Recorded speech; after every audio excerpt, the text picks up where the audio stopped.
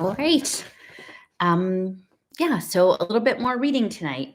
We're going to do chapter 20 and 21 of Rainbow's End. Robert's finals were over. He had earned a 2.6 average and a B in search and analysis. He had worked harder than he ever had in his life. If it weren't for the imminent irrelevance of it all, he would have been proud of himself. And now it was Monday afternoon, and Robert was counting the hours, almost down to counting the minutes. The mysterious stranger had been very scarce lately. Uh, the cabal had met a couple times with Tommy doling out information on a need to know basis. Tommy had read too many spy novels, and for now, all Robert knew was that they were meeting at the library at 5:30 tonight. Meantime, somewhere under Camp Pendleton, in theory, being officer of the watch for continental U.S. Southwest was no different than running a snoop and swoop operation anywhere in the world. In theory, there could be world wrecking conspirators at work here. In fact, this was home in some of the best connected real estate in the world. The chances they'd have to swoop were near zero. And nevertheless, for the next 4 hours, Lieutenant Colonel Robert Gu Jr. would be responsible for protecting about 100 million of his neighbors from mass destruction. Gu arrived 20 minutes early and checked in with the current officer of the watch. And then he looked for DHS screw ups. Those were usually the worst thing about the CONUS watches. Through the miracle of virtual bureaucracy, Gu's Marine Expeditionary Group was tonight a part of the Department of Homeland Security. And this is how DHS kept its budget so small. Like a modern corporation, DHS seamlessly meshes with whatever organizations are needed at the moment. That was the hype. And tonight, well, glory be, there was not a single authorization glitch in sight. Bob walked around the bunker, transformed the green plastic walls into windows on the Southern California night. The air filled with abstractions, the status of his people and his equipment, the reorganization of his share of the analyst pool. He grabbed some coffee from the machine by the door and settled down at a very ordinary desk just a few feet from the launch area. Patrick? His second in command appeared across the table. Sir? Who all have we got tonight? An unnecessary question, but Patrick Weston provided the official list. The Marine Expeditionary Group consisted of four 12 Marine maneuver teams. Call them squads, everyone else did. Back in the 20th century, Bob's quote-unquote command would have rated a second lieutenant. On the other hand, the MAG controlled thousands of vehicles, though most were the size of model airplanes, and enough firepower to finish almost any war in history. Most important to Bob Gu, everyone in his group had been through combat training as tough as any in the past. They were Marines. Patrick called them all in for a short meeting. The room stretched back from around Bob's desk and for a few moments pretended to be an auditorium. Everyone looked cool. It had been a long time since anything had gone really wrong within CONUS, and we're a big part of the reason why. We'll be here 4 hours, said Bob, and hopefully the time will be a very boring snoop. As long as that's the case, you're free to stay in the staff area adjacent to your vehicles, but most of you have been on my watch before. You know I want you to keep your eyes open. Keep up with the analysts. He waved at the analyst pool. For a CONUS Southwest watch, this amounted to about 1,500 dedicated specialists, but with connections leading down hundreds of thousands of services and millions of embedded processors. Tonight, Alice was in charge of the pool, and already the changes were evident. The three-dimensional rat's nest transformed with a clarity rarely seen outside of a manager's dreams. Aside from her marvelous reorganization, the display was completely conventional. Between the humans who had clearance and could communicate directly, there were hundreds of color-coded associational threads. The mass of the lower levels was constantly a flicker, weights and assessments of connections shifting from second to second. Bob pointed at the reddish threat wackos that were always part of the mix. What have we got to worry about for the next 4 hours? The analysts behind the red nose spewed out their consensus list and supporting pointers. But even the paranoids didn't have much to say tonight. Action issues. Possible anti-librarian protest at UCSD. Belief Circle riot, a near certainty. Jersey Hasek Belief Circle, CIA assessment of Indo-European connection.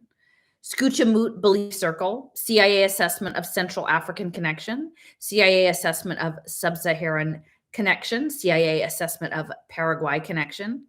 RIAA report to Congress.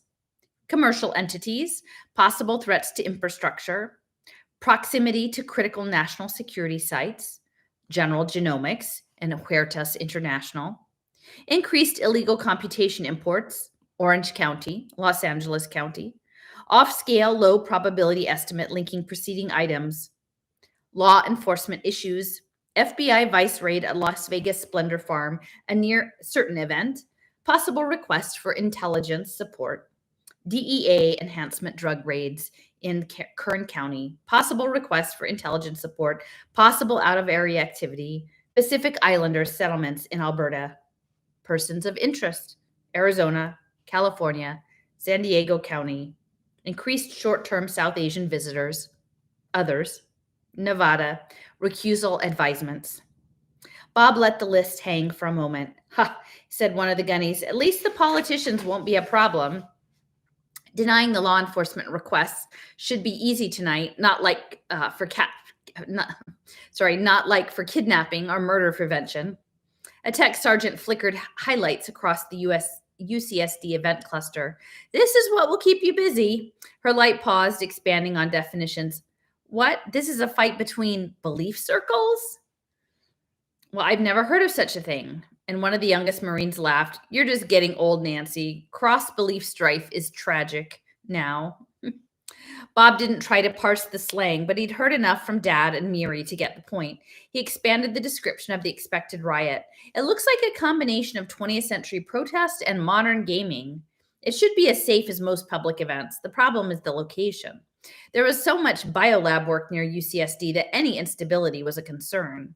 This is worth a lot of your attention. Note the stats on foreign interest. And he moved on to the links of persons of interest. And as usual, those expanded into tens of thousands. At one point or other, almost everyone, unless they were dead, in which case they might still count for bioterror paranoia, came under scrutiny. I'm not going to ask you to dredge through the pall, or this watch will last a year, but follow what the spooks threw up at you and watch for real-time changes. That last one was classic wisdom, proven in dozens of disasters and disasters avoided so far this century. The analysts always had a million suspicions, but when they hit the hard, cold world of real time, success depended on whether the operational folks had been paying attention. And then there was the item that stood out a little down from all of the others, recusal advisements. That is, team members who might somehow compromise this watch. Normally, that would be the most paranoid list of all, but his crew could see no cloud of detail here, not even links. Such advice was eyes only for himself and his backups. In practice, if there had been any serious problems there, they would have been taken care of well before this briefing. Questions? Well, he looked around. There was a moment of silence, Marines drinking in the details of the moment, answering a lot of questions for themselves. And then the young slang slinger spoke up. Sir, the equipment, is it the same as for the technical threat overseas mission? Bob looked back into the young eyes. The boost gear is lighter than usual, but that's the only difference, Corporal. We're here to protect, but ultimately that means to protect the whole country. The whole world, some would say. So yes, we're carrying a full strategic load. He leaned back and gave a look that included all of his Marines. I don't expect any problems. If we pay attention and do our jobs, this will be just another peaceful evening for the people of California. He dismissed the crew, and the room shrank to its normal, true dimensions. Patrick Weston had a few follow-up questions about squad deployment, and then his image departed too. Bob Gu turned down his augmentation, and for a brief moment, there was just his table and chair sitting by the coffee machine. On the right was the doorway that led to the real hardware, and with luck, he wouldn't have to see any of that tonight. Bob to Alice. Are you cool? Closed message. Alice to Bob. Cool and clear. The UCSD thing will be a good practice for my lab audit. Talk to you later, close message. That is, after the watch was complete. Tonight, Alice was top analyst, and if she weren't currently trained for the audit, she might have been an operational commander. She was only one of only a handful of people qualified for both jobs. In either role, she was a joy to work with as long as he didn't have to think about the sacrifices that made her performance possible. He finished his coffee and brought back his visuals, now fully customized. He checked again with Cheryl Grant. She was ready to go. Okay, for the record. Goo to Grant. I take the watch, ma'am. Close message. He and Grant exchanged salutes, and the clock started. His squad settled in to total alertness. They would have to stay that way for 4 hours. Not a long time, but about the longest you could remain watch alert without drugs. Bob's job was different. He was like a sheepdog running around outside the flock, skittering from topic to topic. He watched where the Marines and analysts were spending their time, and that was partly to stay ahead of hotspots, partly to detect holes, additional attentional holes, and for a moment he looked down from the popular press viewpoint over UCSD. This event was going to involve a lot of demonstrators, many of them physically present. And network stats showed that a flash crowd situation was possible on top of that. He wondered if Miri was surfing this. The thought brought him back to the moment, and he looked again at the recusal advisements. Half of his Marines had relatives enrolled at UCSD. That was the big problem with the local snoop. 3 of his people were actually part-time students at UCSD. The slang slinger had a hobby of scoochy decoration that involved a number of Bangalore fans. If this hadn't been the kid's duty night, he'd be down there on campus right now. But the analyst had done a minute by minute on the young fellow going back 14 months. There were some illegalities, some enhancement drug abuse, but nothing that would affect the mission. Bob had searched the entire recusal tree, and now he ran off its pointers, boring deep. Dad didn't show up, and I was sure he'd be mixed up in the library-ome thing. Not that that would be serious grounds for recusal. He was skittering too far afield, a common problem for commanders with latitude. Zhu Zhang? That name was vaguely familiar, but it wouldn't have popped out at him if his own name hadn't been in the item. Zhang was one of about 300,000 people in Conus Southwest who were currently of interest for tinkering with hardware. Much of that was illegal, of course. Such people could be thrown to the FBI, but it was more productive to simply track them. Most of these people were benign hobbyists or intellectual property cheats. Some were the hands for terrorist cults, and some were the analyst smarts behind those cults. Zhang had the intelligence and training to be in the last category, but so far the most interesting thing about her was the range of toys she had built, a regular museum of oddball electronics. And she was in one of Dad's classes. That connection was marked tenuous. But there was also a reference to Rainbow's End Rest Home, and this woman was Mom's roomie. And all this time he'd worried about how dull life must be for Mom nowadays. What a team. The mad scientist and his mother, the shrink. And what's this? Weeks of do-it-yourself snooping that Miri and Mom and Zhang had run on Dad. A dozen surmises rose to mind. Mission, keep your eye on the mission. He resolutely pushed all the personal issues aside. The main thing this proved was the stupidity of running watches with local personnel. Bob grabbed another coffee and settled down to watch the views of UCSD and the night's other hotspots. In the modern military, losing concentration was much the same thing as falling asleep on duty. It was time to get in the groove. And still, a tiny internal voice did its best to distract. What in heaven's name have Miri and Mom been up to? Monday, 5 p.m. Finally, twilight was still colorful in the sky over La Jolla shores when Robert dove into the traffic loop north of Warshawski Hall. He headed east on foot towards the Geisel Library. Ready for the big night, my man? That was Stranger Sharif walking beside him. Passers-by didn't seem to see his green-faced companion. Robert gave the stranger a sour look. I'm ready to see you deliver. Don't worry, if we succeed tonight, you'll have your peculiar genius fully back, my word on it.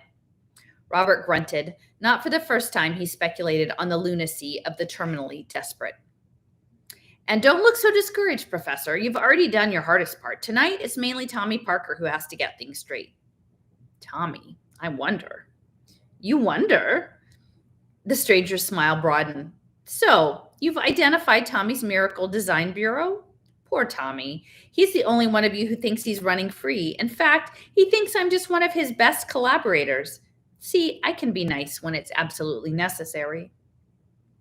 There were as many people here as Robert had ever seen on a campus evening in his grad school days.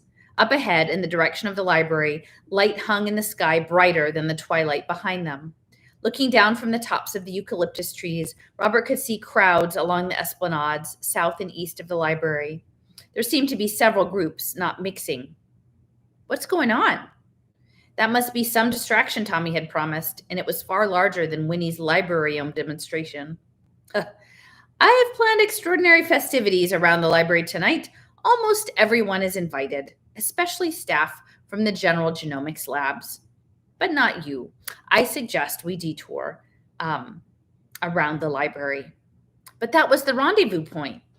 Well, it's already too busy. We'll head for Pilchner Hall direct, and this way, please. And the stranger pointed to the right into the dark eucalyptus trees. Meantime, in the Gen labs, Sheila Hansen popped up half an hour into the night shift. You ready, Tim? Tim Hugh sat back from his desk and gestured up his little helpers. We're ready, boss. He stepped into the corridor and followed Hansen's come-hither arrows up the stairs. She and the rest of her lab techs were already gathered around the surface entrance. 4 or 5 were recent graduates, and the rest, like Timothy Hugh himself, were work-study students. You sure this isn't going to lose us our jobs? Belief Circle gaming was all very well outside of work, but Hugh would never have considered this adventure if his own supervisor hadn't suggested it.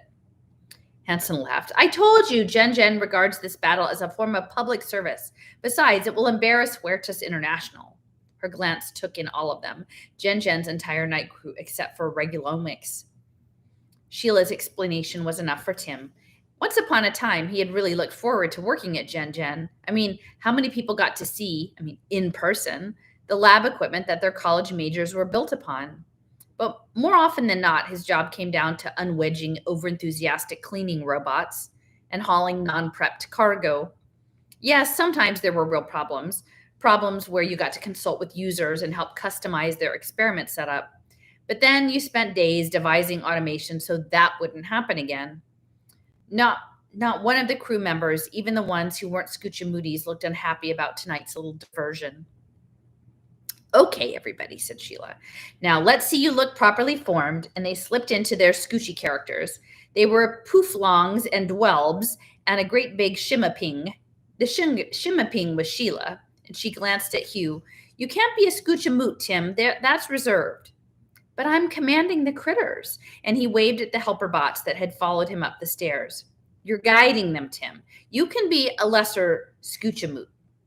Okay, so he shifted form. They were all world-class designs, not seen before tonight. He doubted very much that any of them would remain reserved for long, but if Sheila wanted to play the belief strictly, he wasn't going to be the one to break the circle. They trooped out of the doors into the evening twilight. There was still color on the tops of the eucalyptus. South, across the ravines, their goal was a vast double pyramid, glassy, faceted on top, and deep bevined below. And that was the real naked eye view, the Geisel Library. And they moved along. Sheila and the others were fitting their vision over the world. This hadn't been rehearsed. It was designed as a surprise for the Hackians, but even more as a surprise for the world that would soon be coming down to watch. One by one, the ukes made little popping sounds and suddenly were transformed into moonflower trees, their leaves fluorescent in the twilight. We have been noticed, someone said. Of course, we're all over. There are Snice and Gotta-runs coming from the lit building. And there's a few Fweeks and Libelus flying from our basement at the library. And every appearance sent a tiny fraction of a penny winging back up to the Scoochie tree of creation. And for once, Tim didn't mind the ripoff. The Scoochamoot affiliance was as broad as any. Even hardware illegals at the edge of the world would benefit from the royalties. Hansen to night crew. Keep our gear out of sight as long as you can. Close message. The real view from the local cams would show that some of the Scoochie images wrapped real critters, and so for the moment, Sheila wanted all the privacy she could get on that. What the Hackians learned would have to come from the public viewpoints with their own naked eyes. Hugh let Rick Smale and the others handle that. He concentrated on running the critters, all the lab bots with enough range and flexibility to walk to the library. These gadgets did routine cleaning and module swap outs. They weren't designed for running around in the wild outdoors. But Jen had cleared them to go, and Timothy Hugh was having a ball. First, he laid down a consensus for the robot's appearance. They were queeps and chirps, spitting and shooting in all directions. In reality, these were his 400 mobile manipulators, known as Tweezerbots in the business. They were barely fast enough to keep up with the humans. But he also mapped the Mega Munches and the Zorro Shows and the Salsapoeds, and these into his cleaner bots and sample carriers. And behind them lurked the two largest mechs in Hugh's lab, combination forklifts and heavy equipment installers. For now, they were tricked out like a gray-masted blue ionopod. He had supplied the physical specs 2 weeks ago when the prospect of this adventure had first floated around the labs. The resulting visual designs were spectacular, and meshed with the reality of the underlying robots and the touchy-feely gear that Hugh had attached to the bot's holes. If you patted the Zorro Show on its haunches, you'd feel muscles sliding lithely under silky fur, just what your eyes were telling you. And as long as they were confronted by only a few pairs of human hands, the haptics were fast enough to maintain the illusion. They were better than anything he'd ever touched on Pyramid Hill.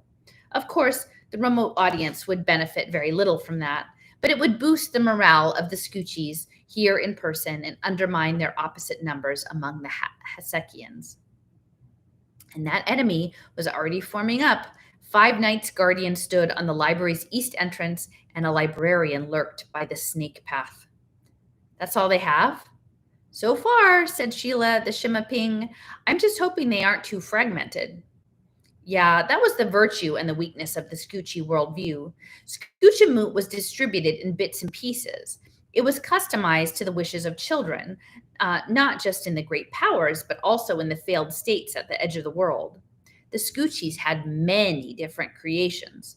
The Hasekians had the notion of knowledge conquering outward, a vision that claimed consistency over everything, and just now that fit their near total control of the library. The Shimaping bounced up and down on its 3 feet. Sheila was shouting at the enemy with what must have been an external speaker, since Hugh could feel the loudness all over. Get out of our way! We want our floor space. We want our library. And most of all, we want real books. The last demand made for a good chant, even if it didn't quite fit with Scoochie's edge of the world background. Sheila's gang raced forward with battle cries. But now dozens of Hasekians joined the 5 Knights Guardian. Surely most were virtual, but the blending was perfection. No surprise, both sides knew this was coming. This was a collision of belief circles. The point was to convince the wider world by belief and images that Scoochimoots were the greater vision.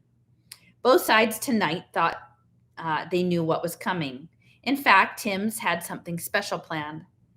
The Hasekians roared their threats at the Scoochie army, at the chirps and queeps, and the larger, vaguely seen things that lumbered along behind them. They thought it was all clever imagery and human players, and then the first gray-masted blue ionopods crunched onto the asphalt, and the Hasek people realized that the sound it made was real. And at the same time, one of the Salsapeds, a sample carrier, raced out and bit a knight on the ankle. It was just a small electric shock, actually, but the Hasekians recoiled, wailing, "Cheaters! Cheaters!" And it was cheating, really, but Hugh saw from the network stats support for his side had doubled. But we're doing it for a good cause. Timothy Hugh never used the physical library that much, but what had happened there had rankled. The terrace was clear for the moment, and Sheila hesitated. Hanson to the night crew. I don't like this straight run-in. I think they have something planned. Closed message. Yes. See? Smale shouted aloud and pointed them to the views above the library entrance. Those cams showed spider-like somethings guarding the final approach to the library doors. The creatures were so thick they almost hid the stone mosaic, and then the views went offline. Geez, were those critters real? I think some of them were, said Sheila. Can't be. Even electrical engineering doesn't have that many robots. I mean, in this contest, we are the ones with mechanical superiority. But what if the enemy had bought a mob of hobby bots? Even if half of those mechs were real? Sheila paused, listening to the advice that might be coming from anywhere on Earth, and then she roared, "Into the trees!" They gave a ragged shout, and what came out of the synthetics was an answering roar, loud and baroque and totally scoochy, and they pounded off into the bushes southeast of the library. Virtual imagery faded into an artful blur that disguised the patchy network coverage. The smaller mechs, the cleaners and sample carriers and tweezer bots had little trouble with the mulchy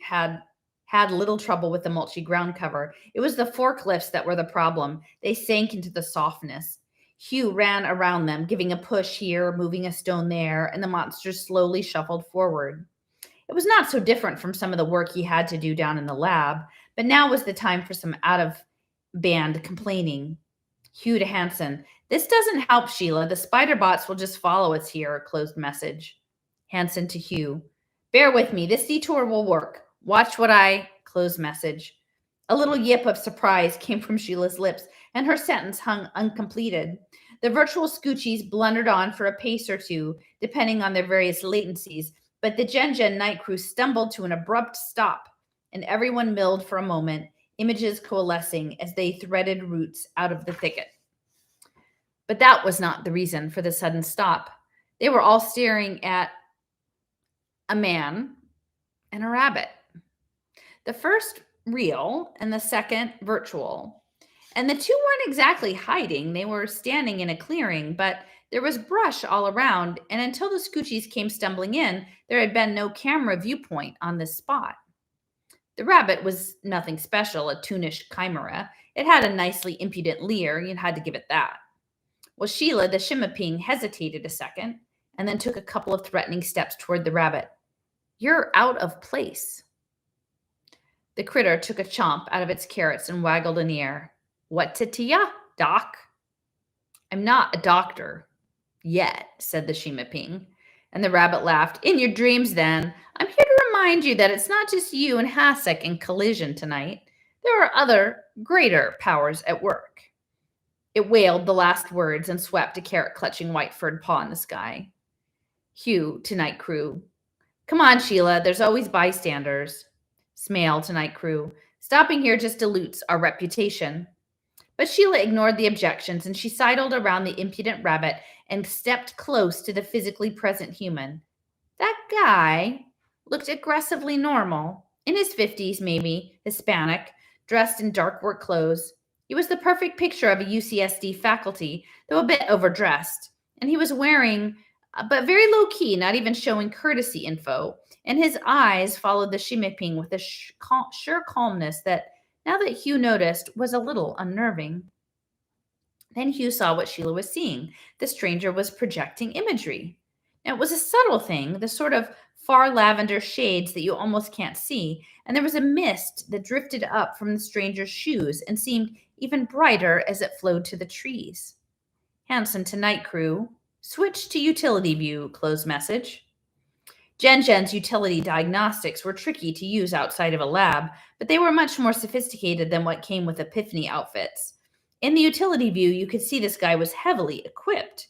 The lavender hinted at that, but now Hugh could see the scintillation of the higher rate laser links coming from the guy's clothes. Without the lavender clue, they might never have noticed. Sometimes the highest form of showmanship is to pretend at unsuccessfully pretending to be innocuous. Smale to night crew, "Hey, this guy, he's hooked into a Bollywood people here on campus," closed message. And they stared at each other with joyous surmise. This must be a genuine Bollywood mogul. Belief circles were the fuel that sustained the movie industry. Hanson to night crew, "I told you battling the Hackians would mean big recognition," closed message. Booting Hackian's ass out of the library was more important than ever. "Onward," shouted Hanson, now out loud and across the world. "Down with Hasek! Down with the library-owned menace!" and the virtuals and almost all the night crew continued on through the forest. And Hugh stayed behind a few seconds, making sure that no queep or chirp was stuck in the leaves, making sure that the forklifts had enough space between the trees, and they were all pounding along again. We want our floor space. We want our library. And most of all, we want our real books. Hugh did not expect that the spider bots would be caught by surprise. What did Sheila have up her Shima Ping sleeve? So that's the end of chapter 20. And then we'll do one more. So this is chapter 21, When Belief Circles Collide. Alfred Vaz watched the departing crazies. Beside him, Rabbit swayed in time to their battle cries, and for once, the critter seemed impressed by someone other than itself. Or maybe not. Hey, it said, giving a little carroty salute. I can't wait to see their faces when they discover who's fighting for the other side. Vaz looked down at the furry ears. Turn off your public presence. The goal was not to attract attention. You worry too much. But the rabbit took a last chomp and tossed the carrot green aside. This one vanished before he hit the ground. Okay, Doc, I'm for your eyes only. What's next? Vaz grunted and started off down toward the south. And in fact, he was more irritated than worried by Rabbit's impudence. If things went properly tonight, the American would not connect the operation with Rabbit, much less with the Indo-European alliance. And if the Americans started seriously looking, they would quickly pick out Alfred's role here, whether or not he and Rabbit were actually seen together. Keiko's people had worked out an elaborate decision program, a contingency tree, that described just what could still be denied and what would be achieved in the face of various glitches. 20 years ago, Alfred would have laughed at such automated planning, but no more. His secret analyst teams had developed his own contingency tree. It grew out from Keiko's, reaching all the way to ultimate worst cases, such as the unmasking of his You Gotta Believe Me project. Alfred emerged from the densest part of the eucalyptus grove. All around him, his tiny bots unobtrusively kept pace. Everyone was in violation of local law, containing not a single chip in thrall to the U.S. Department of Homeland Security. While Vaz continued to play Bollywood exec through the public net, these devices provided him with his own network and countermeasures. There were places in the contingency tree where they could be very useful. Meantime, a tiny stealthed aerobot followed along above, accepting his local network's traffic and flickering it at 1,000 points in the westward sky. The energy in any pulse would be undetectable except to someone very alert and very, very close by. But the ensemble, correlated to the right time sync, should be visible to Keiko's antenna array over the Pacific. It was their very own military net. That was the theory. In fact, Alfred had been out of touch for nearly 3 minutes. He knew Alice Gong was on watch tonight, probably as an analyst, and he had launched his attack on her just before he lost Milnet access. Very soon, her surveillance duties would bring her to a lab file containing an innocuous moire pattern, and only the pattern would not be innocuous for her.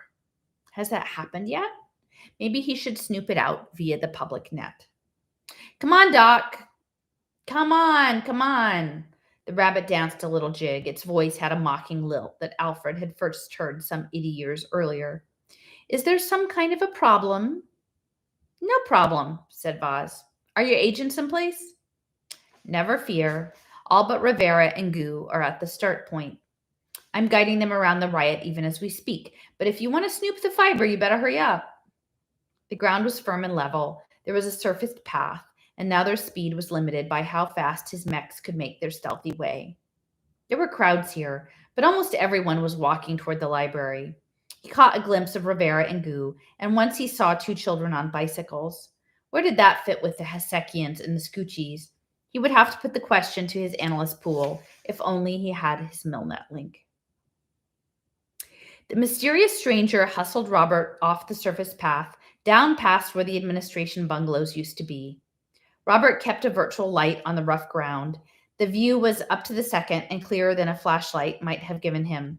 But keeping up with the stranger didn't leave time to ghost around the library. Those are real lights back there, he said, even more than before. What? The Hasek people got a little too enthusiastic, and they've destroyed some camera infrastructure. They need real light. He was chuckling. Don't worry, no one will be hurt. It's a diversion that will be useful. The stranger slowed, and Robert looked away from the ground for a moment. Over the hill, he got a look from a point high in the trees at people on the ground. In true view, they were students shouting at each other, a few involved in real scuffles, but a shift away from strict reality, and the imagery became what one group or another wanted you to see. There was Hasek knights and librarians tussling with fluffy, colorful critters that might have been big-eyed mammals, or so it's Scoochamoot fans going after the Hasekians. Mostly, the strangers seemed to be listening for something. Somebody was coming down the hill on an intercept course. A librarian militant, Carlos Rivera. The chubby librarian nodded at stranger Sharif and Robert. What a mess. But a useful mess, said the stranger. Yeah. Carlos dropped his costume. The librarian's hat reverted to an everyday baseball cap worn backwards, and now his plate armor was just Bermuda shorts and the Rivera standard t-shirt. I just hope this fighting doesn't become a tradition. The mysterious stranger waved them on through the brush. A tradition, but that would be a plus, like panty raids and putting automobiles on top of administration buildings, the sort of thing that made American universities great. Rivera puffed along. Well, maybe. I mean, we've had a lot of business since the library went virtual, but Robert was still watching the mobs behind the hill. I thought the whole point of belief circles was that they can coexist in the same space. In principle, but they took a big detour around the space that was dark, even in the virtual. Sharif's image seemed to flicker and jerk. So few people walked through this area that the random network was sparse, and your wearable had to make way too many guesses. But, Rivera continued, the library is a tight fit. In principle, we can morph to support the multiple beliefs, like on Pyramid Hill, but in fact, our environment is often too close for conflicting haptics. And so the administration tried to satisfy the Scoochies by giving them some space underground. Rivera paused, and Robert almost ran him over. You knew that wouldn't work, didn't you? Carlos was looking at stranger Sharif, or what Robert saw as stranger Sharif. The stranger turned and smiled. I gave you the best idea I had, dear boy. Yeah. Rivera sounded close to surly, and he looked over his shoulder at Robert. What does he have on you, Professor? Interrupted the stranger. I think we'll all be more comfortable without such revelations. Okay, said both victims. In any case, said the stranger, I'm rather proud of how I've morphed the librarium controversy into this conflict between belief circles. This riot will distract people who would otherwise be paying attention to other things, such as what we're doing. They were well south of the library now, out of the trees and coming down a steep slope, and just ahead was Gilman Drive. Carlos walked heedlessly into the street. Cars slowed or speeded up or changed lanes, so there was always a wide bubble of empty space around him. Robert hesitated, looking for a crosswalk. Damn. Finally scooted after Carlos, cut out into traffic. Next section. Mary stopped on the north side of Gilman Drive. So, where are they going? Said Juan. Well, they're coming down Gilman Drive. Viewpoints on the eucalyptus showed Robert and the librarian, Carlos Rivera, walking through deep brush. The pictures were very fragmentary since there weren't many cameras there, but Mary was sure no one was pulling a swap on her. The two would reach the roadway in a couple of minutes. But that's true of anyone coming south. Mary stopped her bike, put a foot on the ground. Look, you want me to say I don't know where they're going, is that it? The Orozco kid stopped his Wiki Bay bike beside her. Honest, I'm just wondering. Zhu Zhang popped into existence, and a moment later, so did a young version of Lena Gu. Their images were Barbie doll stiff, but every day they got better. For instance, Lena had mastered facial expressions, and right now her look was stern. Juan isn't the only one with this question, young lady. If you don't know, you should say so. Zhu sounded anxious. Lena and I are driving around north side of campus. Maybe my research was all wrong. How can we help if the action is on the south? Miri struggled to make her own voice serene. I think you got it right, Dr. Zhang. Juan and I have been following Robert closely, but now I guess I don't know where he's going, and that makes it even more important that we stay spread out. Please, Dr. Zhang, if you and Lena can stay on the north side, that would be best. Over the last few days, Zhu had done some good detective work. She could be really smart when she wasn't doubting herself. They knew that Huertas kept the Librarium Shredda in his labs on the north side. If Robert's friends planned a direct protest, that would be the sensible place for them to break in. So why aren't Robert and the others heading that way? Big boogers of uncertainty were beginning to form. But Dr. Zhang nodded, and not even Juan Orozco asked the obvious, embarrassing questions. This was still the Miri gang, for better or worse. The treetop cams had lost sight of Robert and Mr. Rivera. Mary dropped those viewpoints and glanced up the hill, almost with a naked perspective. The other two were still out of sight. They could come out on Gilman Drive almost anywhere. Mary licked her lips. The main thing is to keep these crazy fools, said Lena, from doing anything too destructive. Yeah, said Juan. What do you think that remote guy is, the one who's walking with them? What? Juan was a mostly clueless kid, but sometimes he was accidentally very sharp. Mary played back her last images of Robert and Mr. Rivera. Those pictures were fragmentary, but Juan was right. The two were looking at a consistent location that drifted along with them and granting it at a certain amount of open space. So, a private presence. Juan said, I'll bet they're seeing Zulfi Sharif. I bet you're right. Not for the first time tonight. She tried to bring up her Sharif control. Still no response. So do something. Come on, Juan. She walked her bike out onto Gilman Drive, crossing the lane slowly enough to not get a ticket. Zhu and Lena drifted along. Traffic is heavy, said Lena. It's the belief circles clash. People are attending in person. The gaming buzz had come out of the blue, but Mary could not imagine that it was coincidence. Setting this up must have involved deep coordination. Even though the clash was still just a rumor, there was a huge turnout.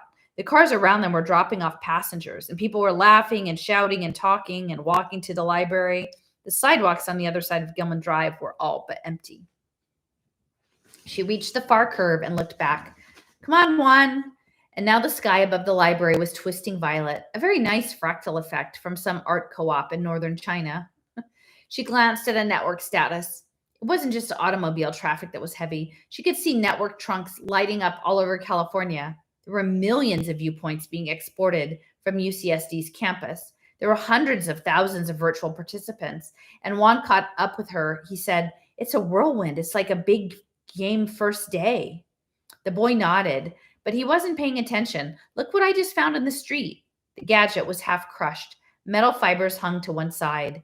She waved for him to drop it. Roadkill. So, if a node lost connectivity and then got into the street, well, something that small would get run over. I think it's still online, but we can't get a catalog match. Mary looked closer. There was a spiky flickering, but no response. It's pingless wreckage, Juan. Juan shrugged and dropped the gadget into his bike bag. He had a blank look. He was still searching. It looks like a Cisco 33, but fortunately, Orozco had not distracted everyone. Lena said, Mary, I found Robert and the Rivera fellow. And there was a pause while Lena got the camera ID. There. Robert and Rivera were crossing the roadway a quarter-mile west of them. We're on it, Lena. In Robert's time, this side of Gilman Drive had been Quonset huts. In later years, classic University of California concrete had housed the medical school, and now there was Pilchner Hall, which was like everything else on campus. It looked as temporary as the old Quonsets. The mysterious stranger led Robert and Carlos into the building. Real light followed them in concentrated pools, while farther down the hall, the view was virtual. There might have been other people in the building, but the stranger avoided them. He headed down the stairway into a warren of tiny rooms. In places, the floor was dusty. Elsewhere, it was polished clean or covered with streaky scrape marks. Ha, said the stranger, pointing at the scrapes. Tommy has been at work. This whole floor has been rearranged for tonight, and there are parts that just won't show on the university security plan. Their path was now a trek through the maze. Finally, the mysterious stranger stopped at a closed door. He paused and spoke soberly. As you may know, Professor Parker is not fully on board, and for the sake of your various goals, I suggest you be careful not to enlighten him. Robert and Carlos nodded. The mysterious stranger turned and mimed knocking on the plastic door.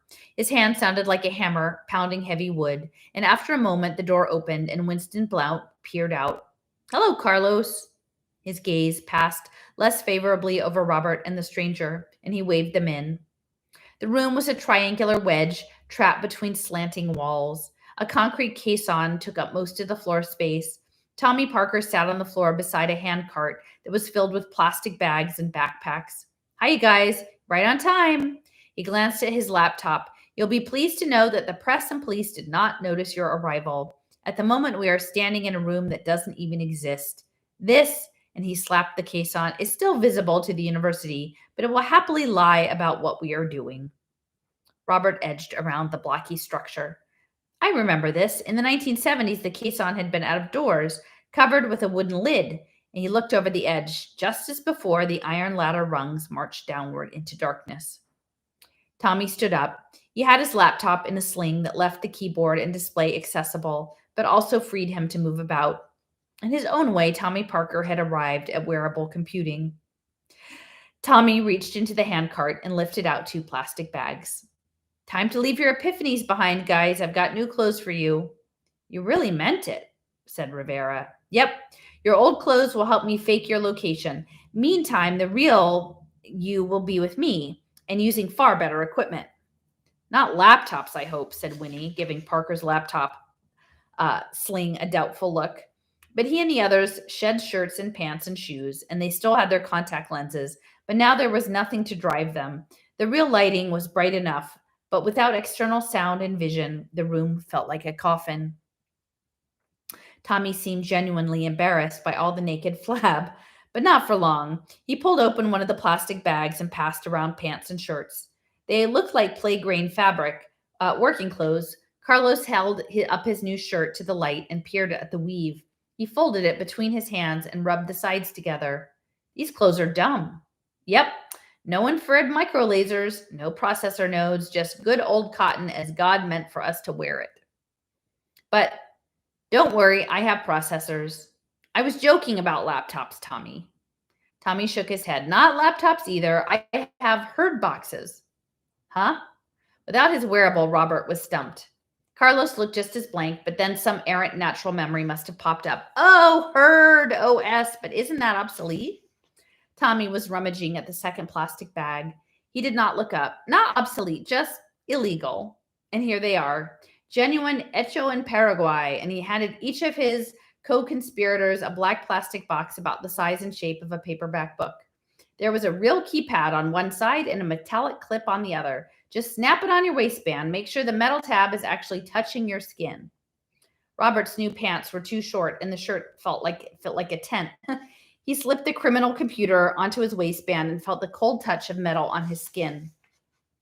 He could see a faint overlay now. It was a picture of a keypad, and when his hand rested on the box at his waist, he saw markers corresponding to his fingertips.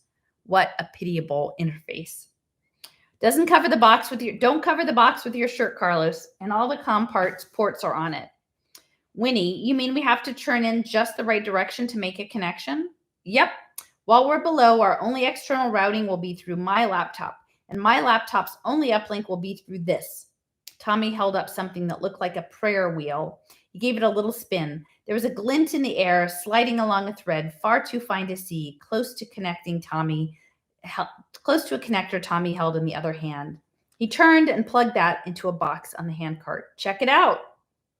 Robert pulled his shirt back from his waistband and turned so the box had a clear view of Tommy's laptop. Nothing. He entered a simple command, and now he could see through the walls again. North of Gilman Drive, there were even more people heading to the library, indoors. He drifted back up the hallway, still deserted.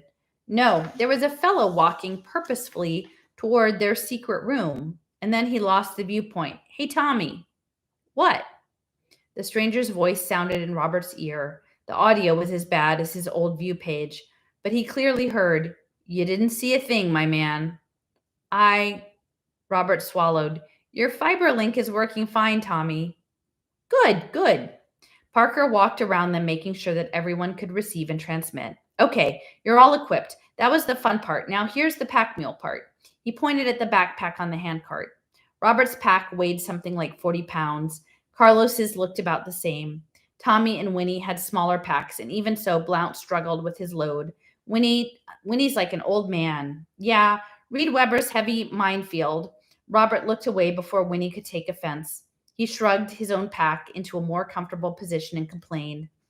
I thought this was the future, Tommy. Where's the miniaturization? Or at least the automatic freight handlers? Well, where we're going, the infrastructure ain't friendly, Robert. Tommy glanced at his laptop display. Hello, Mr. Sharif.